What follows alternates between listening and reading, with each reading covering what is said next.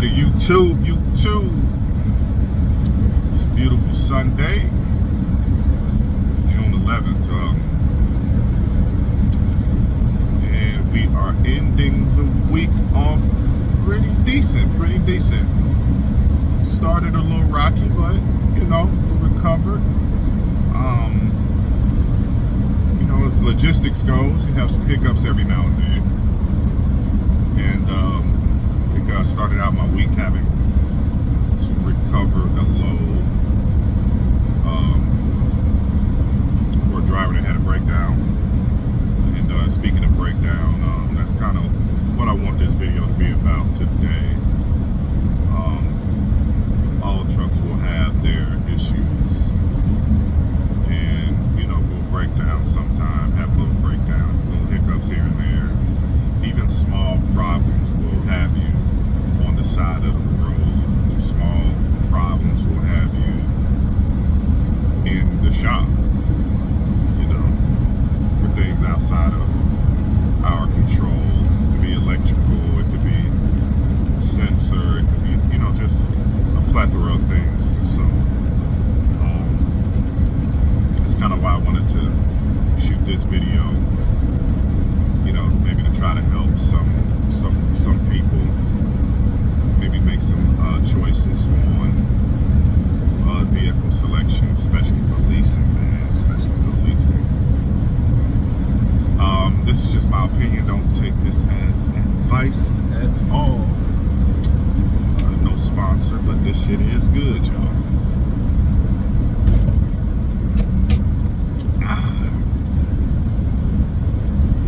The trucks that I think we should stay away from, unless you got deep pockets to be throwing at those early kinks that comes with those newer vehicles, that still has the kinks that need to be ironed out. It's that Kenworth and that KW. And they can be pretty trucks, they can be appealing, but if that engine is a pack car, stay away from it, man. Stay away from it. Like I said, I will give the exception to the Peterbilt and the KW if it has a Cummins engine. That's my only exception. If it has a pack car, stay away from it. You're gonna be in the shop a lot. You're gonna be in the shop, and the KW that I decided to switch out, and I knew better. And that's why I'm making this video. This is a mistake of mine, that I knew better. They asked me, what truck you want? KW. And went and looked at the KW. I said, you got any with the Cummins engine? Nah, we ain't got it. And I think the KW with the KW, the Kenworth, you guys that may not know what I'm talking about. The Kenworth with the Cummins engine, I'm hearing, is a rare engine for the newer Kenworths. So that being said, and they didn't seem to want to fix that truck properly. I kept getting engine with the after treatment, or to be honest with you, those are problems that was going on obviously before I had the truck. Nah, bro, I'm not paying for that. Not paying for that. This is previous previous issues. So he didn't want to fix that one properly, so I swapped it out. They kind of did a patch job. On it at first at the shop. And what I mean by patch job is these police deep decibels flying by me. Anyway, about 5 of them going by me. But anyway, it was in the shop at first. D-rate issues, and then after it came out of the shop, immediately it started happening again. But it didn't go into full D-rate, but it started going up to a partial D-rate. You know, a couple of times I was able to do a park regen.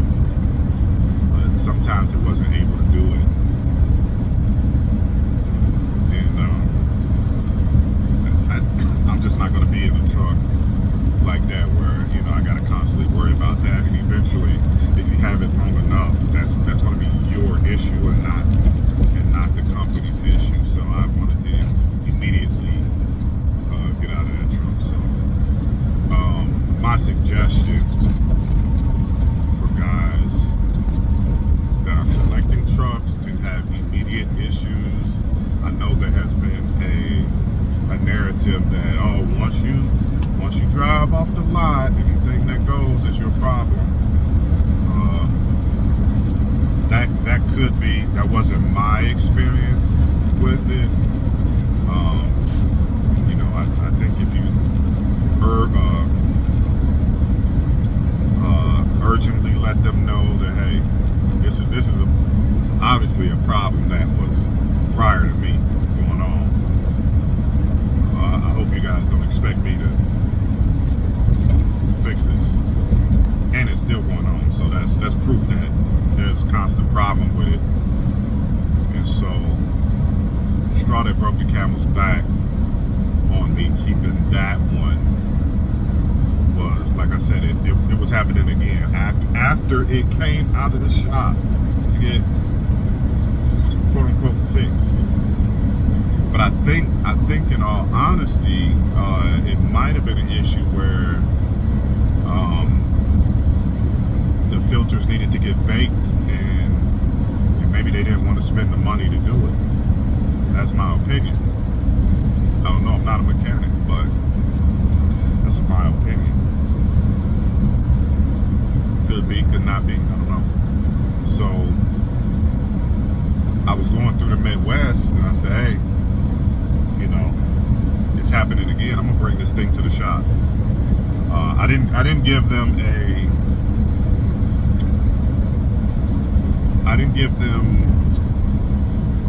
let's say, a reason or an option to give me another option or another place, or do this, do that. No. I'm bringing it to the shop, and you guys need to look at it and fix it. So I brought it to the shop. This wound up being a story time now. I just wanted to kind of give you guys advice on what trucks to stay away from, but this didn't turn into a story time. So whatever, here we go. But so I brought it to the shop, and they said, okay, you know, we'll fix it. At this point, the lights were up on the dashboard. You know, it's probably at a 50-mile-an-hour D rate. Couldn't go up past 50. So it's a perfect time to allow the mechanics to see what's going on with it. Because sometimes if it comes out of D rate, if it does you know, if you can do a park regen, or while you're rolling, some of these trucks will regen and they'll clean the soot off of the filters, then it might be hard for the mechanic to actually see what's going on. So it was perfect timing for me to be at the shop and allow them to see that it was in D rate at that time. Now they can go, in which which direction to fix it. But I think the patch job came by them clearing the codes instead of fixing the problem. So the following day they called me in the morning and said, truck is fixed.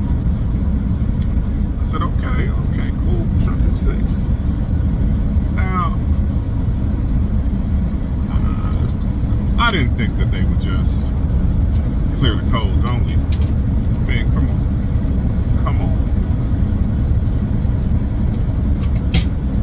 So, yeah, but that's what happened. But anyway, as I kind of binge watch the YouTubers that do decide to tell their stories about what's going on with their trucks, and if you notice the particular trucks that they have, Kenworths and those Peterbilts. Kenworths and those Peterbilts. I don't have to say no names. You guys know who I'm talking about. The trucks that they got. Those are the ones with the problems. And again, I wouldn't be surprised if it had the same engine. Wouldn't be surprised. So, you know, just my opinion. Don't take this as advice. On those newer trucks, stay away from that KW and that Peterbilt. Give yourself some opportunity to make some money. I think that's what's important. You know, you gotta have opportunity to make money. If I'm broke down every damn week, you ain't gonna make no money. You ain't gonna make no money. You're not gonna make any money. That's as simple as that. You're gonna be goose egg, or even worse at the end of the week. Goose egg or worse. Goose egg is a big fat zero. Worse. You're constantly broke down. And then if you are trying to fight to keep that truck, you know, you got emotional attachment to that truck because you done had it for 2 months. Now the repair bill is going to be on you because you're forcing yourself to keep it. Nah. Not for me. I don't want this truck. You got to know immediately what not to do. Like, no, I don't want this truck. Good. Not with the issues that it's having. Good. So, yeah, it's my advice. You know what I'm saying? You guys can take it or leave it. If this advice is not good for you, then hey, it's not good for you. You keep scrolling, baby.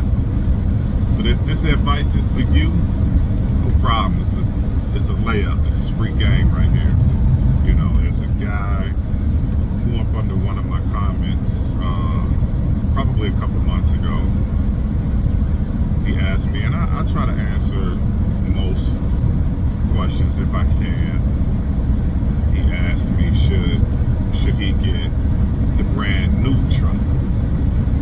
And of course, for the brand new trucks with the 0 miles, they advertise the down payment on those. He want the brand new with the 0 miles. So my answer to him was no. I don't recommend that. I kind of left it at that. Seemed like a good brother too. His name was Mike Johnson. I wound up talking to him offline a little bit. Hit me up on Instagram, so I just enlightened him a little bit. But you know, this also may be good for someone else to hear too. Start out giving yourself a little bit of room, a little bit of wiggle room, and maybe stay away from the equipment that are the most expensive. We have 14 minutes already.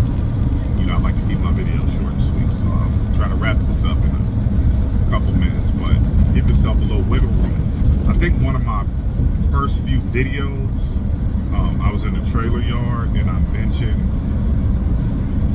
I even mentioned at that time to consider only renting the trailer. and not lease to buy. Right there, you'll save yourself right at about $100 a week. So if you could squeeze down a lot of your costs, I think that helps in this down market. When you come to my channel, I might tell you some ish that other people are afraid to tell you. You know, but you know, hey, that's the beauty of Hood Chef and Hood Chef TV. You feel me? But yeah, I was in the trailer yard. I think I was in one of the trailers when I said it, or maybe not in it. I can't remember where I was at, but I know I was on the trailer yard. Hey, just consider renting it for you. You could always call the trailer department back up, or whoever your fleet manager.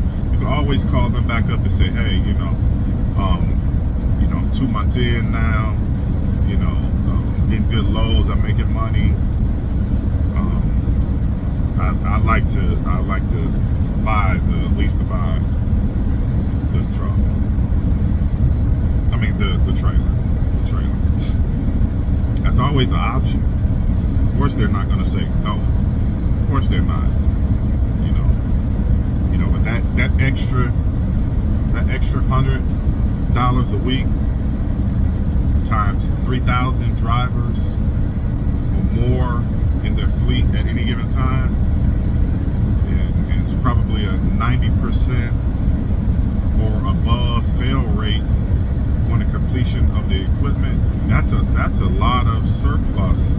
That's a lot of surplus for the company, as if they already need it. But that's a lot of surplus. So, you know, if you can, you know, squeeze down to the bare bones. Squeeze everything down to the bare bones.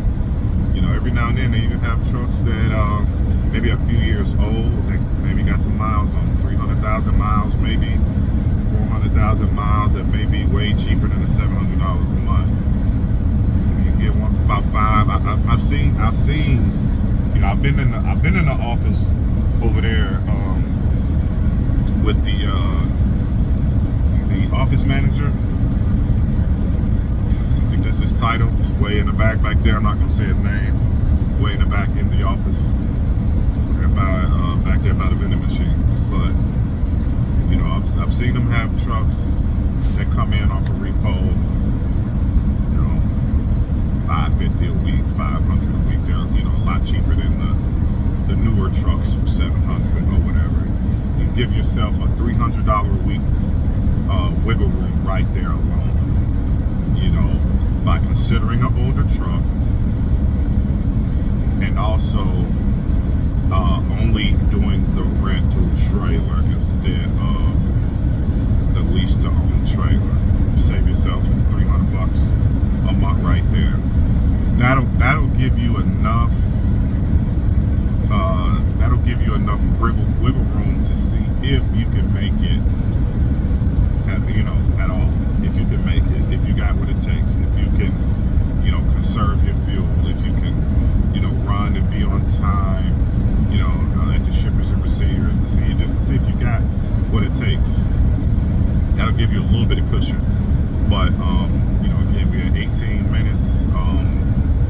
Hey, I try to answer most comments if I can. Some are just, you know, a little too outlandish.